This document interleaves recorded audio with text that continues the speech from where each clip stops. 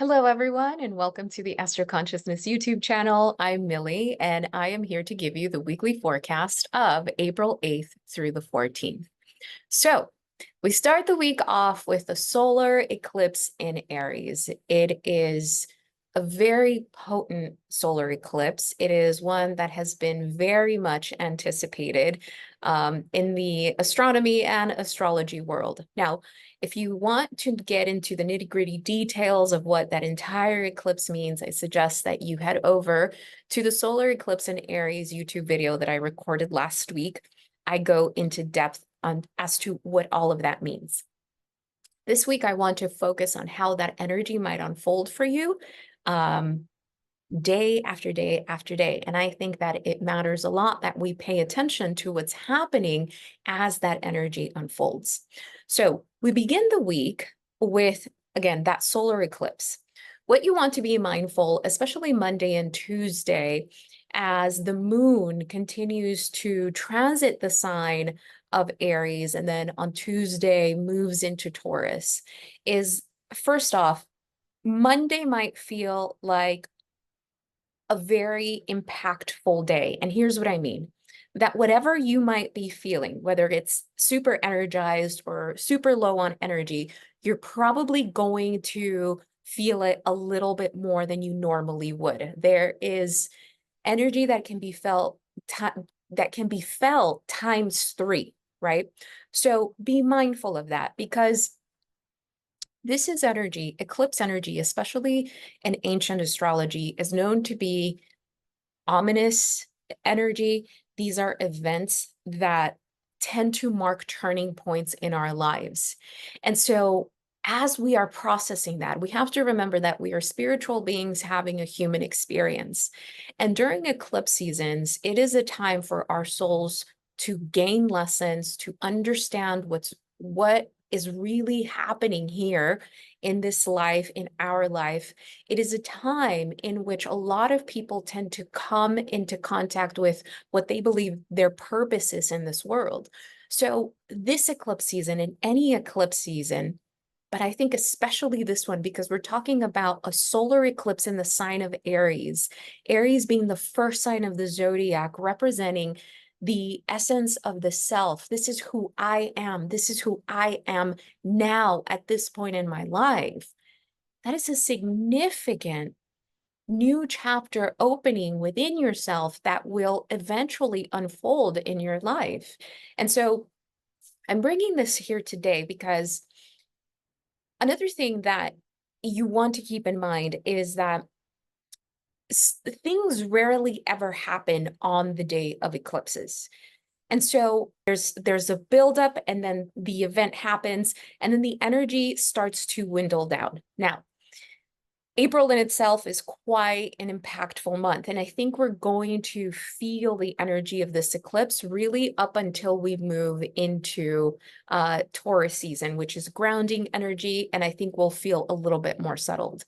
But it really begins this Monday and Tuesday, April 8th and April 9th. And there has been a buildup to that, which for some people, it might mean they've had important conversations. They've had opportunities come their way. They're having to make decisions. So this week up ahead of April 8th is a really great time to have certain conversations, especially if the last couple of weeks, the last couple of days have presented you with opportunities of something that you may have been thinking about or really desiring. Okay.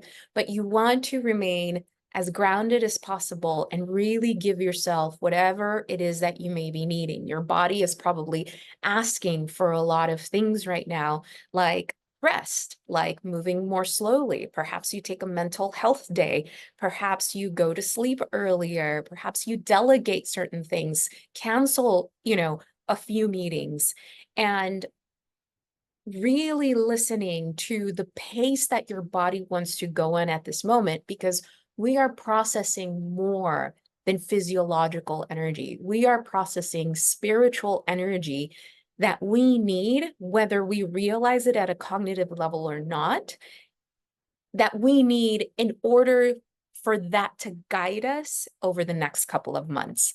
So Between Monday and especially Tuesday, as the moon moves into Taurus, with that grounded energy, we will be able to be in our bodies a lot more. So that takes me into April 9th with the moon transiting the sign of Taurus. Now, with the moon transiting the sign of Taurus, we want to be mindful of things like, how does my body feel? How is my nervous system doing? With Uranus in the sign of Taurus at the moment and really getting activated by the expansive energy that is Jupiter, we can tend to be a little anxious, perhaps a little nervous. There is a sense of anticipation, like what's going to happen, what's coming my way. The beauty about Taurus in the zodiac and what it really teaches us is the wisdom and simplicity. And so this is the perfect day to really assess, what do I have today? What is on my plate today? How do I feel today? What am I grateful for today? Taurus energy and its simplicity and its ability to ground in that simplicity is inviting us to do exactly that as we continue to process the energy of such a potent solar eclipse, okay?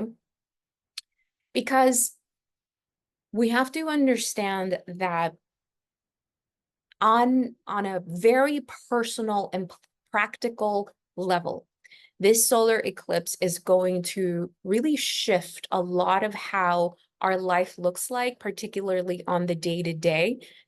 This is depending on where it falls in your chart, of course, but a solar eclipse represents how our ego presents itself on a day-to-day life. And because this significantly affects our relationships, which is the other end of Aries energy, which is Libra, our relationships are going to change as well. There is a lot at a soul level that is being understood now in a way that perhaps we haven't understood before. We are coming to terms with a lot of truths that perhaps may have been lingering in the past, and maybe we didn't pay enough attention.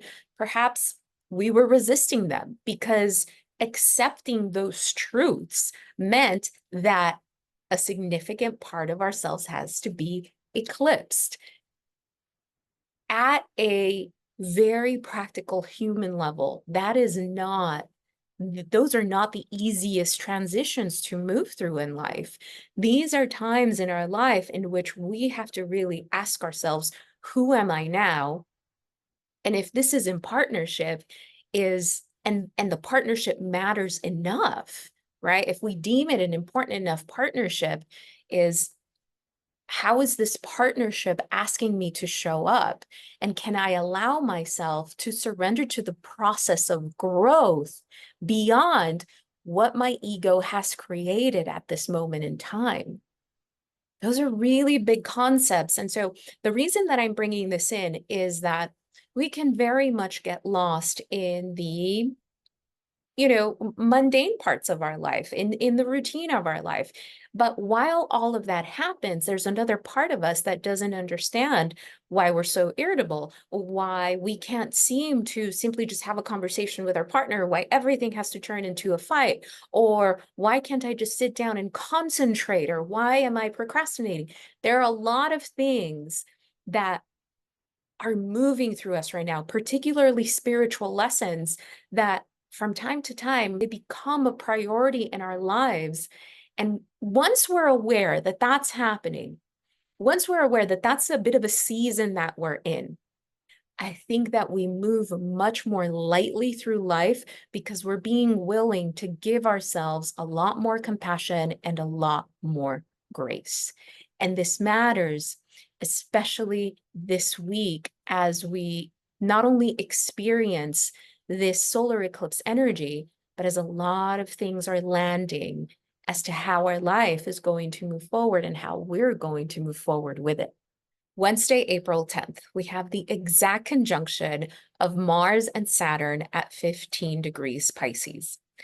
This is such an important placement that is part of the solar eclipse in Aries chart, but today on April 10th, it just happens to come to an exact conjunction at 15 degrees.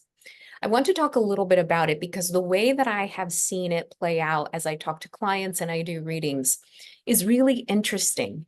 And so on the one hand, the way that I explained it in the solar eclipse chart, it has a lot to do with feeling like we want to move somewhere quickly and being unable to. Anytime there is a Saturn-Mars conjunction, I like to think of it as a desire to sprint and Saturn saying, this isn't a sprint, we're doing a marathon, right? We're running a marathon. So on the one hand, the really beautiful higher expression of this energy is truly about who you become in the process, who you become in the journey. This is very much about, it's about the journey, not the destination.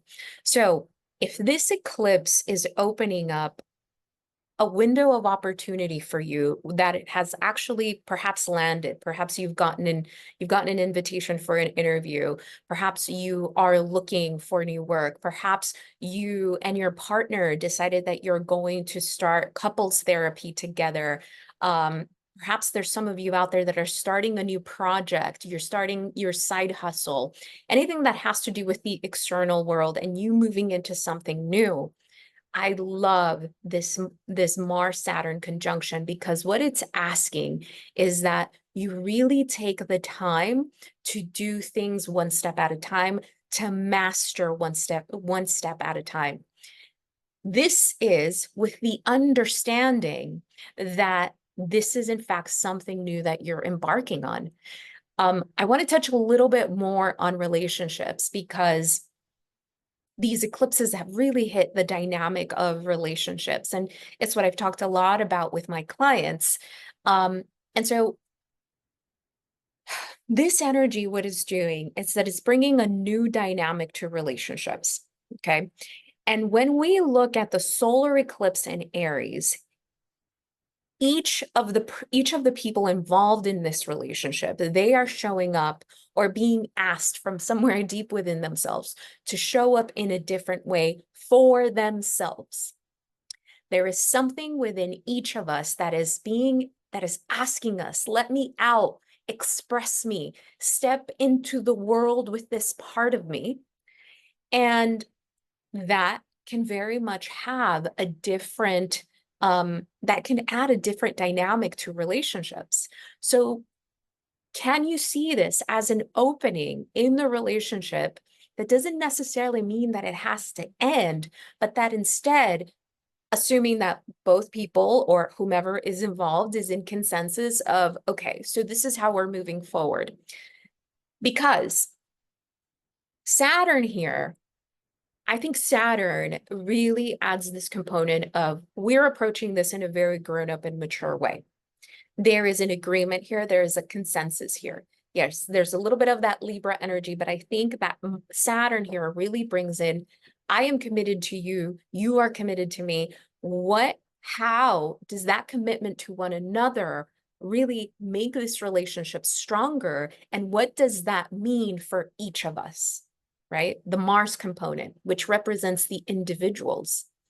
And so really understanding that within the next 6 to 12 months, whatever it is that we are embarking on that is new, it's going to take about that long for us to really end up in a place of, oh, this feels so much better. Where we were a year ago is vastly different than where we are now. Let's say that this has to do with you aiming for a job, a different job, a different career, a different side gig. This is about saying, I'm giving myself 6 to 12 months to really build this consistently. And there has to be an element of letting go of the outcome of whatever it is that you are committing yourself to and simply commit yourself to the commitment, because this energy is so vastly new that even if we feel we have a frame of reference, the frame of reference, I think, is spiritually outdated. Because remember what I talked about with Monday and Tuesday, our bodies are going through a spiritual transformation as much as they are experiencing physiological effects of this eclipse. And so what we think has worked in the past, or how we have approached relationships in the past, or our work, our art, our expression, all of that is different now. And this opening allows that to happen. And so the Mars-Saturn conjunction is so much about, how do I surrender to this process without trying to rush it, and understand that the amount of time that it's going to take is actually worth it. And the fact of the matter is that wherever Saturn is involved, there's not much that we can do about how long something takes. Saturn is going to take as long as it wants to take. And in that is where we get to become who we're really meant to be. Now, on the flip side of this energy, one of the things that I've noticed too is, which is so interesting, I think that people need to be okay with giving themselves permission to be exactly where they are in this moment. Okay, so let me explain. What I've noticed in consults throughout the last couple of weeks is people not really knowing where they're moving next in life, because they understand, as I mentioned before, that the past way of doing things just doesn't work anymore. It doesn't work for them. But they don't know what that means, what their next, how their ego is meant to show up in the world in this next chapter. It's so new. But there is this insane amount of guilt, shame, embarrassment of, I am this age. I am, and this isn't a specific age. This is ranging. I am 27 years old. I am 35 years old. I am 40. I am 50 years old. I should already know. Shouldn't I have it all figured out now? And one of the things we have to understand is we are experiencing a paradigm shift. And that paradigm shift is so much bigger than what we think we need right now, that we have to allow life take us to where we're meant to be in right now. I hope that lands, because this Mars-Saturn conjunction, when it comes to giving ourselves permission about where we are, is about saying, I really don't know. I really don't know what this means. If this is you showing up different in relationship, or your partner is perhaps asking you, can you show up differently? What you do, what you say in this way really hurts. How can we make this work? Can you, if you genuinely don't know how to move from that space, can you say, I don't know? And see, the reason why this giving the self permission to be exactly where you are becomes so important is because it requires an immense amount of surrender. I think it was Gabby Bernstein who said, when I think I've surrendered, I surrender some more. And this is that, because there is a part of us that wants to be somewhere where we are not yet. And that can be a literal place, that can be something very literal in our lives, or a sense of certainty within that is just not there yet. And Saturn beside is truly in the zodiac, talks about the wisdom that we carry within, that truly understands the importance of time, and the importance of taking our time, the importance of patience. With Pisces there, this is a call for an immense amount of grace and compassion, of allowing yourself to be exactly where you are. Another thing I want to mention is that because the Jupiter-Uranus conjunction plays a big role in all of this, your body is going to ask you and actually inform you and tell you exactly what you need right now. And that is, I need more rest. I need time away from people. I need movement. What kind of movement do I need? This is the kind of food that I need.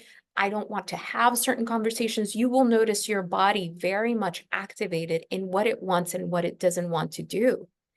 And because of the world that we live in, and this conditioning of constantly doing, and if we're not doing, and if we're not producing, then we're absolute losers.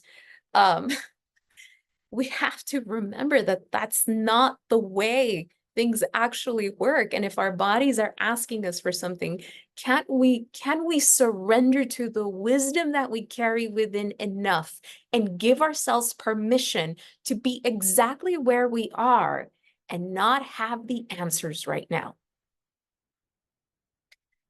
I think that this Mars-Saturn conjunction is so, so important because I think it's bringing things up in us that perhaps we thought we had overcome, perhaps we weren't expecting, and there can be a sense of being stuck.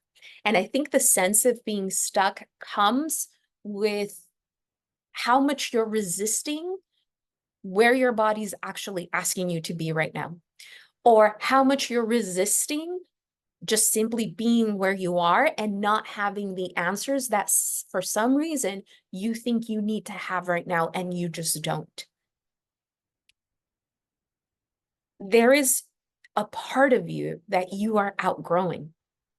There is a part of you that is emerging, that is new. And this is happening at the time in which we are shifting energetic paradigms. So I'm giving you the context at a very personal level, but also at a bigger level, because this, if you are experiencing a difficult time right now, and it's coming with a lot of resistance and a lot of unknowns, and that makes you feel, I think that the way that this might manifest is in a lot of anger, rage, irritability because of Aries. You have to ask yourself, where are you trying to be right now that you're simply not? What are the answers that you're trying to have right now that you simply just don't have? And what is wrong? What is so wrong with being exactly where you are? I find this placement fascinating because, as I mentioned earlier, I've seen it unfold in clients in very interesting ways. And I think it's something that is just allowing us to get to the core of what our soul is needing right now. And remember, if you think you've surrendered, surrender some more. Thursday, April 11th, we have the midway point conjunction of Mars retrograde and the Sun in Aries. So every single Mercury retrograde and the midway point of the Mercury retrograde, we have a Sun-Mercury conjunction. And what this means is that Mercury is doing its thing in its retrograde phase, and then it comes together with the Sun. At this moment, the Sun illuminates something within that retrograde, something that we have been thinking about, mulling over, considering, having conversations around, really from the beginning of this Mercury retrograde, which was April 1st, to now. This week marks a moment of clarity. And I think it will still need some time to settle because we are in the middle of the very impactful energy of the solar eclipse in Aries.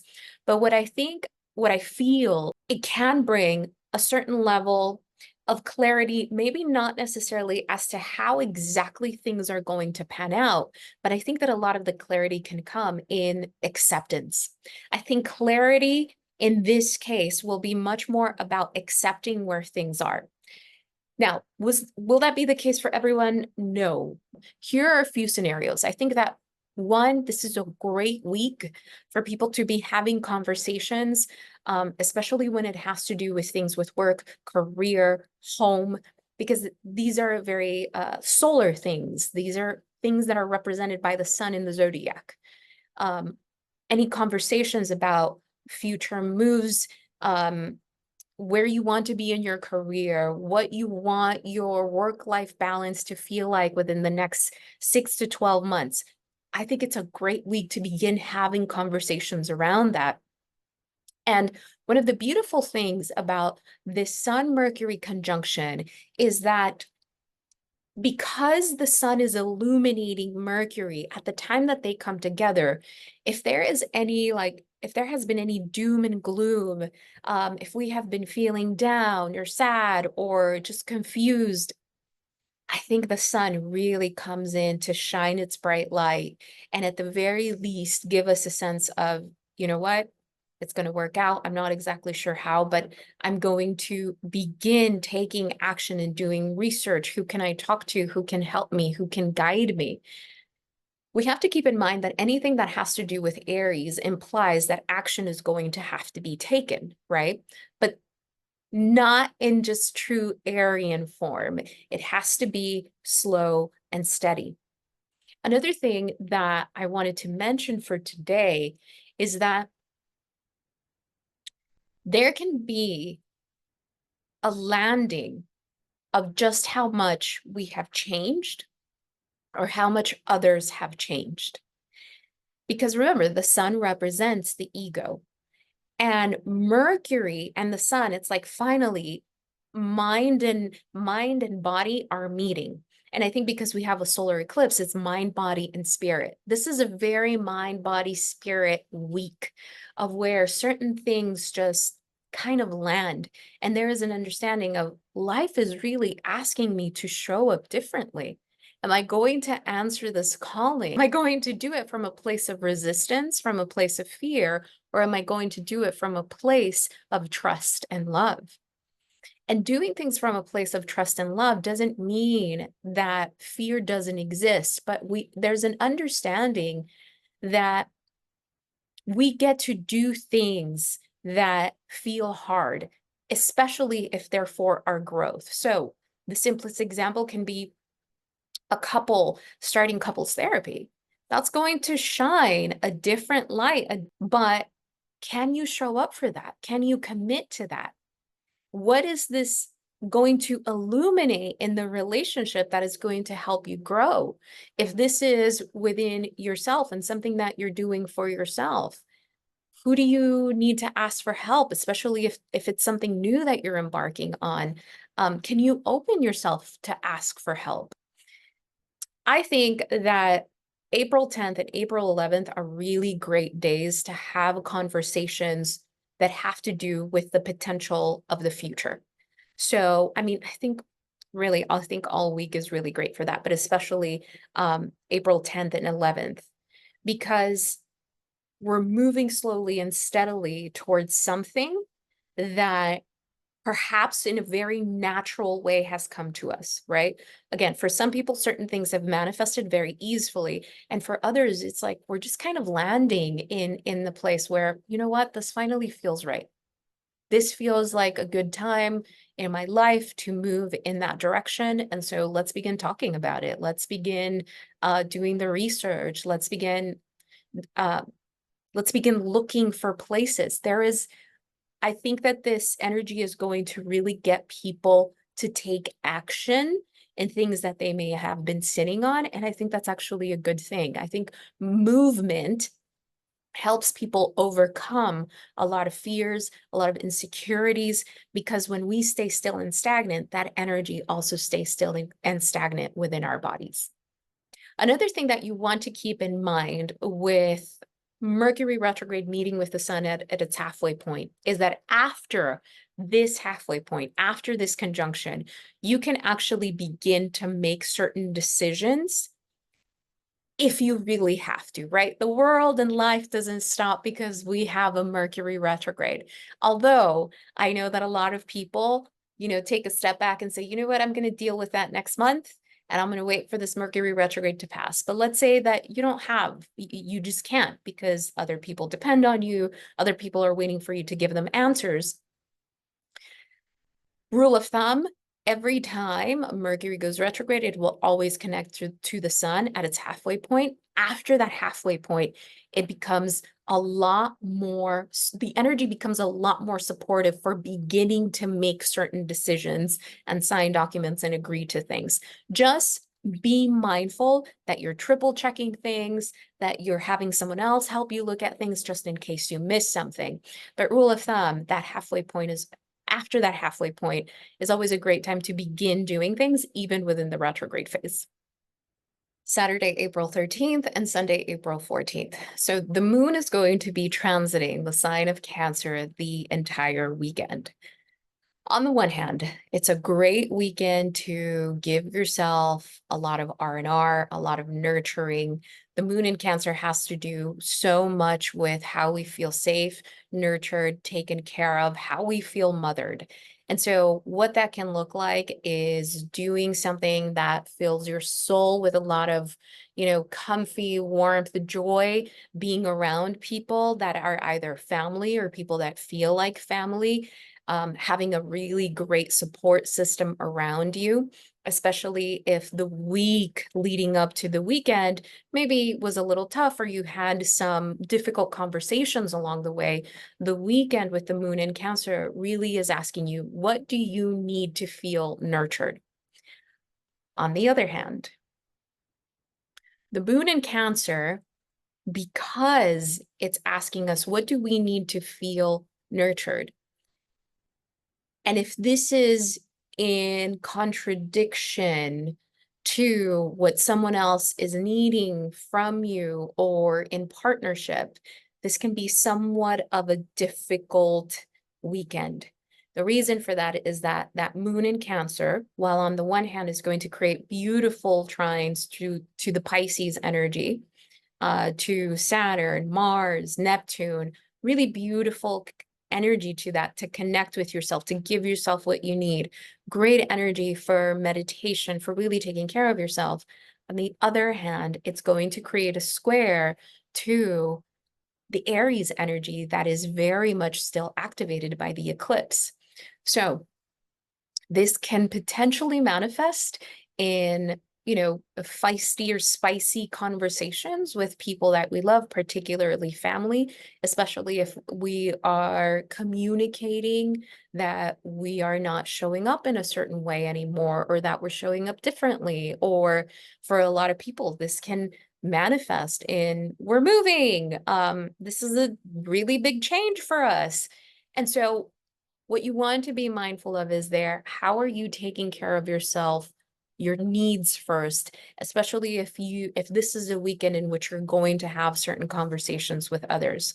I think another potential manifestation, another potential spicy manifestation of this energy is in partnership, in particular, one person feeling this is what I need and you're not giving it to me.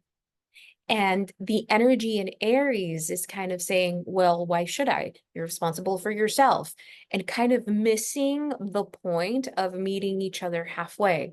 Again, this doesn't mean that it's the end all be all, but it can be. If this is a way that this weekend manifests for you, it's actually valuable information about where the people in that relationship are. It says a lot about where they are in their process and how you are able to meet each other or not. And once you have that information, it becomes obviously the responsibility of each person to move forward with it in a particular way, hopefully together. So in true Cancerian energy, there can be a shift in moods.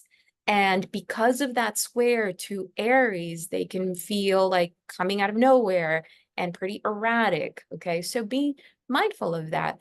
Choose how you want to move through your weekend, who you want to be around, by first asking yourself, where is my body? What do I need? What do I genuinely desire?